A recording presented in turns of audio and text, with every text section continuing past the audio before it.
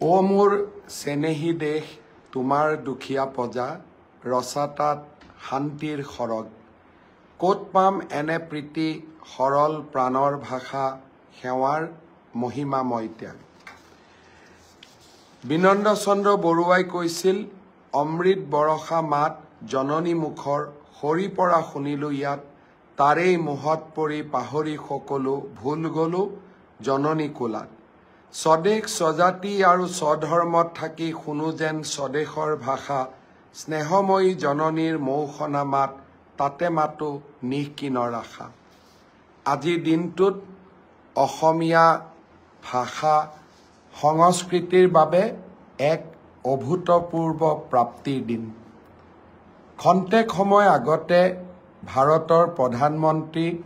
নৰেন্দ্ৰ মোদী ডাঙৰীয়াৰ অধ্যক্ষতাত কেন্দ্ৰীয় কেবিনেটে অসমীয়া ভাষাক ক্লাছিকেল লেংগুৱেজৰ মৰ্যাদা প্ৰদান কৰিছে ইয়াৰ আগতে 2004 চনত তামিল ভাষাক 2005 চনত সংস্কৃত ভাষাক 2008 চনত তেলেগু ভাষাক 2008 চনত কানাডা ভাষাক 2013 চনত মালায়ালম ভাষাক আৰু 2014 চনত ওড়িয়া ভাষাক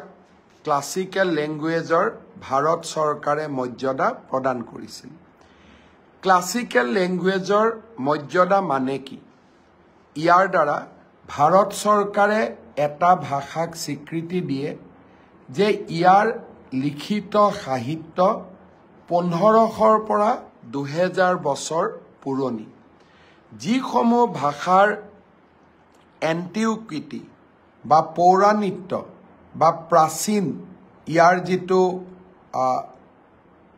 প্ৰাচীন আৰম্ভণি ইয়াক 1500 বছৰ বা 2000 বছৰৰ আগতেই ইয়াক দেখা পোৱা যায় তেনে ভাষাক ক্লাছিকেল লেংগুৱেজৰ মৰ্যাদা প্ৰদান কৰা হয় আজিৰ কেন্দ্ৰীয় কেবিনেটে অসমীয়া আৰু বঙালী দুইটা ভাষাকে ক্লাছিকেল লেংগুৱেজৰ মৰ্যাদা প্ৰদান কৰাৰ পিছত এটা বিতৰ্কৰ ওৰ পৰিল যে অসমীয়া বঙালী ভাষাৰ পৰা উৎপত্তি হৈছিল অৰ্থাৎ দুইটা ভাষাই ইণ্ডিপেণ্ডেণ্ট দুইটা ভাষা 1500ৰ পৰা 2000 বছৰ পুৰণি আৰু দুইটা ভাষাৰে পুথি লিখিত গদ্য সেই পৌৰাণিক দিনলৈ চিহ্নিত কৰিব পৰা যায় এটা অসমীয়াৰ বাবে আজিৰ দিনটো এটা ডাঙৰ প্ৰাপ্তি ভাষা আন্দোলন হৈছিল অসমত অসমীয়া ৰাজ্য ভাষা হ'ব লাগে বুলি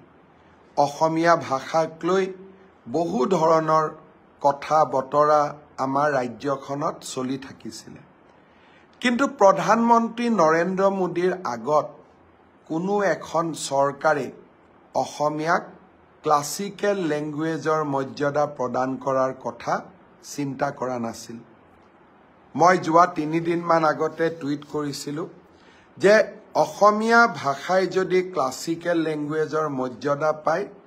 ই অৱসৰপ্ৰাপ্ত ন্যায়াধীশ বিপ্লৱ শৰ্মাই অসমীয়া ভাষা সংৰক্ষণৰ কাৰণে দিয়া যিসমূহ অনুমোদন আছিল তাতকৈ এটা মাত্ৰ সিদ্ধান্তই আমাৰ ভাষাটোক বহু দূৰ আগুৱাই লৈ যাব আগতে 6টা ক্লাছিকেল লেংগুৱেজ ভাৰত চৰকাৰে স্বীকৃতি দিছিল আজি মাৰাঠী পালি প্ৰাকৃত অসমীয়া আৰু বঙালী এই ভাষাকেইটাক ক্লাছিকেল লেংগুৱেজৰ মৰ্যাদা প্ৰদান কৰিলে অৰ্থাৎ আমাৰ দেশত এতিয়া 11টা ক্লাছিকেল লেংগুৱেজ হ'ব প্ৰতিটো লেংগুৱেজেই 1500ৰ পৰা 2000 বছৰ পুৰণি প্ৰতিটো লেংগুৱেজেই স্বাধীন আৰু প্ৰতিটো লেংগুৱেজৰ লিখিত আৰু কথিত তাৰ পৌৰাণিকত্ব 2000 বা 1500 বছৰলৈ চিহ্নিত কৰিব পাৰি অসমীয়াৰ বাবে আজি দিনটো এক বিশাল প্ৰাপ্তি অলপ আগতে প্ৰধানমন্ত্ৰী নৰেন্দ্ৰ মোদী ডাঙৰীয়াক মই টেলিফোন কৰিছিলোঁ আৰু প্ৰধানমন্ত্ৰী নৰেন্দ্ৰ মোদী ডাঙৰীয়াক হৃদয়ৰ গভীৰতম কোণৰ পৰা অসমীয়া ৰাইজৰ হৈ ধন্যবাদ আগবঢ়াইছিলোঁ। কোনো আন্দোলন নাই, কোনো দাবী নাই, মাত্ৰ ৰাজ্য চৰকাৰ আৰু কেন্দ্ৰীয় চৰকাৰৰ মাজত কেইখনমান পত্ৰৰ আদান প্ৰদান। মোদী ডাঙৰীয়াক মই সাক্ষাৎ কৰি আজিৰ পৰা কিছুমাহ পূৰ্বে অনুৰোধ কৰিছিলোঁ, দেশৰ সাংস্কৃতিক মন্ত্ৰীৰ লগতো কথা বতৰা পাতিছিলোঁ আৰু সকলোৰে সহযোগিতা, বিশেষকৈ প্ৰধানমন্ত্ৰী নৰেন্দ্ৰ মোদী ডাঙৰীয়াৰ আশীৰ্বাদত আজি অসমীয়াই এক বিৰল মৰ্যাদা প্ৰদান কৰিলে। জ্যোতিপ্ৰসাদ আগৰৱালাৰ এটা কবিতা মোৰ সদায় মনত থাকে। কামৰূপা মোৰ সুৱদী সুৰীয়া,